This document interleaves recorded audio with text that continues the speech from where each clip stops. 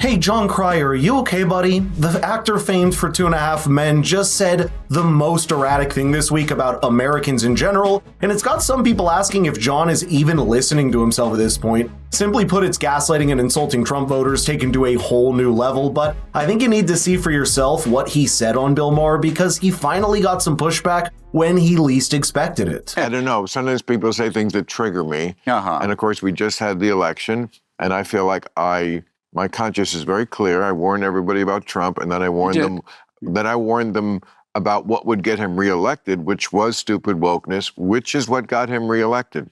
So I feel my conscience is very clear that I told you, and I told you, and I told you, and I lost fans for it.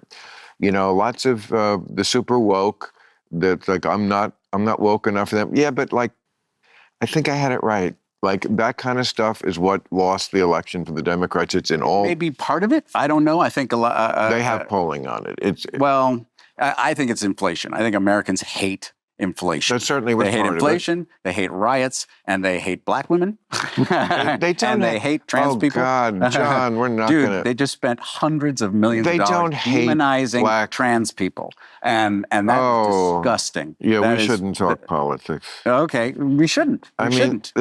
Great. We don't have to. No. And this, you know, I mean, I have this kind of relationship with people on the right also who like, yeah, it's just going to take so long to even have this discussion. Mm-hmm. And I want, just like I would like to deprogram them, I feel like there's things that don't get in your bubble on the left that I would love to deprogram, but it's probably not the place to do it. That was a complete curveball for me when Jon Cryer immediately forayed into the ridiculous claim that their whole Republican voter base, quote, hates black women and trans people, and I think the virtual facepalm from Bill Maher in response personifies precisely what he literally just a sentence before that said, which is that the modern left has gone way too far, woke and identitarian. By the way, we're having some really important conversations here every day, so why don't you subscribe and hit the notification bell to become part of the circle? Now, while it may be surprising for a Jon Cryer fan to hear this kind of racial gaslighting from the modern Democratic Party and the media's actually shown a much uglier face after this election,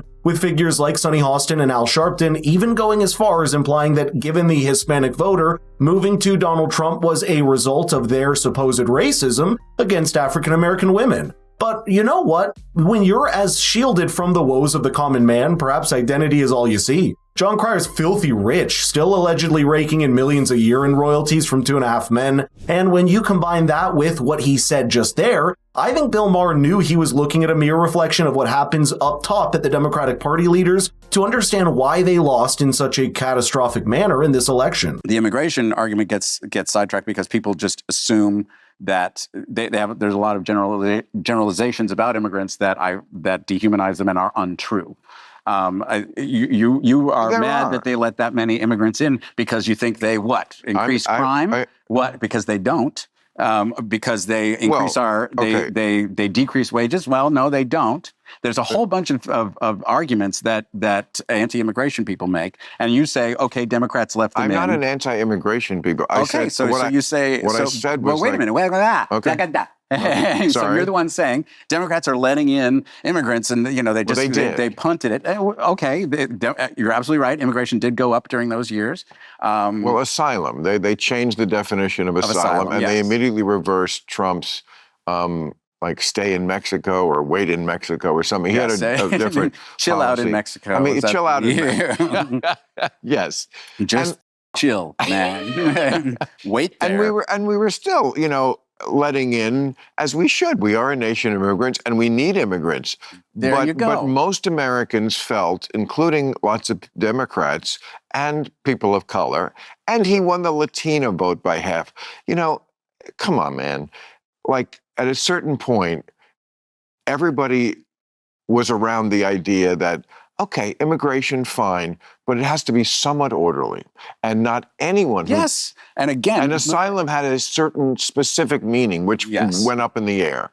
They overcorrected. I'm so glad Bill Maher stopped him when he used the absurd euphemism anti-immigration people, because there's no one that's making that blanket demand. There are finer strands of the debate that diverge into things like legal versus illegal, low skill versus high skilled, or migration versus asylum. and all of them are different. And you know what's crazy? Over the last 4 years, it's hard to argue that the United States has had the most disastrous period in its history for illegal immigration and a porous border. And yet, that still doesn't reach the threshold for the least bit of criticism for the Democrats for Jon Cryer. Forget the nearly 8 million unverifiable illegal immigrants in the US. There have been hundreds of thousands more that are considered gotaways every year, that are untraceable underground and leave no documentation or paper trail behind them. But I guess that's just like inflation or the cost of living. It's easy to moralize from high above when you're shielded from the consequences of what you advocate for. Like, obviously, you can say Democrats took too long to address it, but then they did. And Trump, of course, killed it. So he doesn't care about that. And again, you've been outspoken. That's true too. And I appreciate that, by the way, for you, that you were being outspoken. I appreciate that you lost fans. You know what? They needed more free time. It's better that they don't watch your show. It actually is. I'm sorry? It actually is, because they're just, here's how I know they changed and not me. It used to be the conservatives, the Jerry Falwell types, who you would do a stick up their ass joke about. Mm.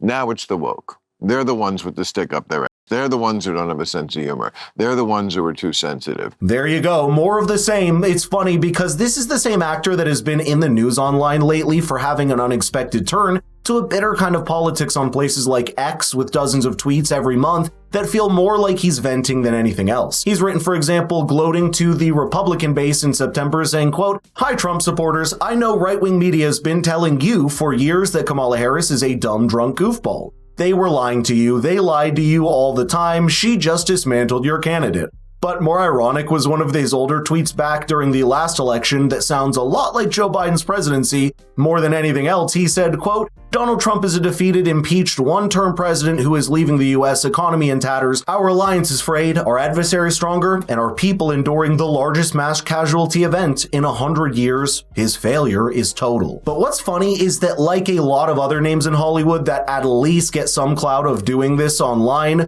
Jon Cryer doesn't, and that's what you see when he's forced to up the ante and walk a very thin legal line by throwing out accusations just like this. Every day we wake up to the fact that, we have a man in the Oval Office who has a serious criminal history, between, harassment, sex assault, accusations of his own wife accused him of rape in a court document, under oath. I didn't know that. Oh yes, Ivana. Really? Yes. Oh yes, I did know that. She later recanted and said, "Oh no, he merely violated me," which doesn't sound a whole lot better to me. Yes. But at any rate, and that was after the monetary settlement, but he committed campaign finance felonies. We know that. Mm-hmm. There's the New York Times showed enormous tax fraud in his family's history. We're dealing with a very unusual situation. Maybe that's the kind of left-wing Democratic Party that Bill Maher doesn't really want to be a part of anymore, and it makes sense. The only difference is now, after the election being so out of touch with the woes of the common man, has cost them electorally in a massive way, and there will need to be a lot of course correction if they even hope to win the next one. But let me know in the comments if you see that happening anytime soon, because there's certainly not many promising signs of any self-reflection in the party so far.